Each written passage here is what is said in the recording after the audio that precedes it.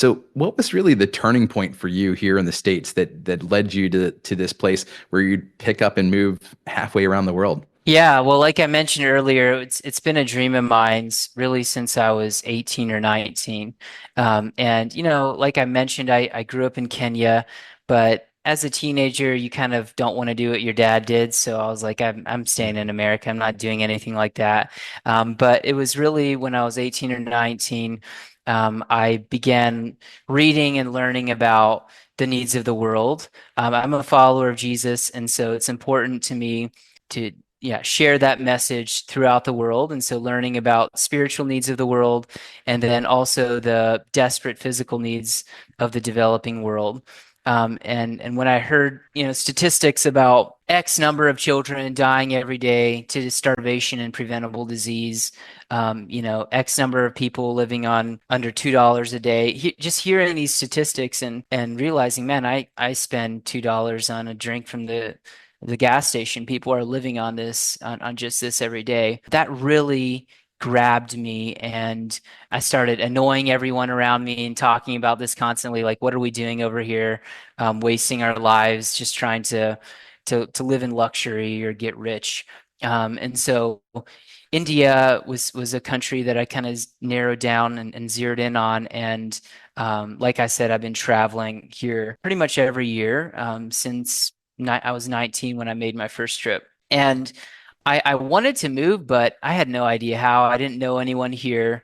I wasn't exactly making enough money to support such a move before I started my own company. And so got married, had some kids, and it took a while, but really that taking that first plunge, interestingly, into lawn care and into owning my own company is what really made it possible for us to move here.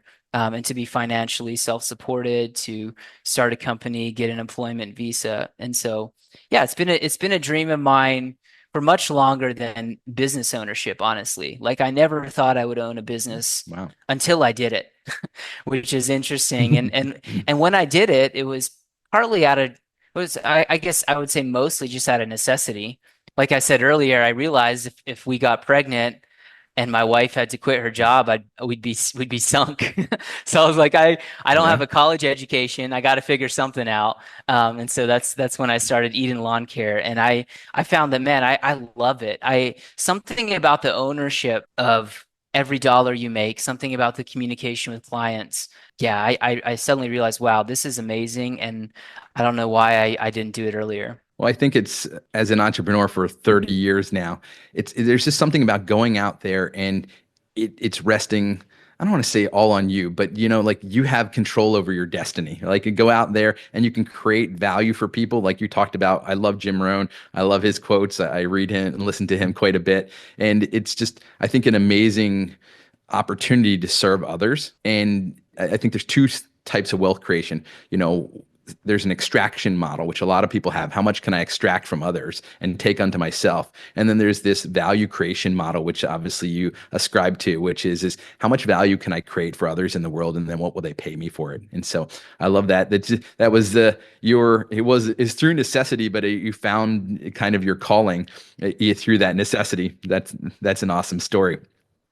So what kind of unexpected benefits have you found for yourself and for your team moving overseas, whether that's professionally, personally, or spiritually?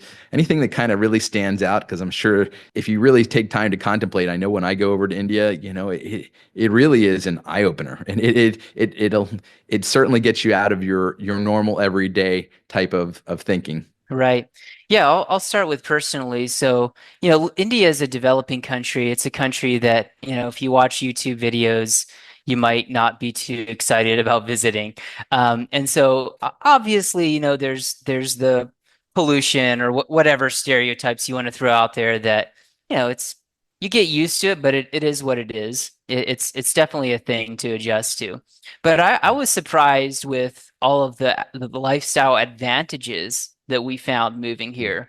So because of the exchange rate, because we're earning US dollars and spending rupees, kind of a life hack, by the way, we're Yeah. able to afford things that, we'd never be able to afford in the US, whether it's an amazing private school. So I'm sure I couldn't afford the quality of education that my kids get at a private school here in Dedadune in the States, at least not at my age.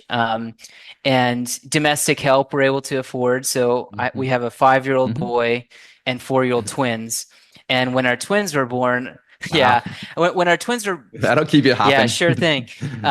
When my twins were born in the States, I remember we hired some help just because my wife was so overwhelmed. But man, it is so expensive, and we could only do it for, a few hours a week. Well, here, you can give someone a good job, you can pay them above market rate, and it's very affordable to have domestic help. Affordable restaurants. There's a pretty tight expat community in the city where I live, and so you're all experiencing the same adventure together, and so it's really great to be able to build relationships. And then even with Indian nationals here, I found that because India is very relational, I'm less lonely here than I was in the U.S.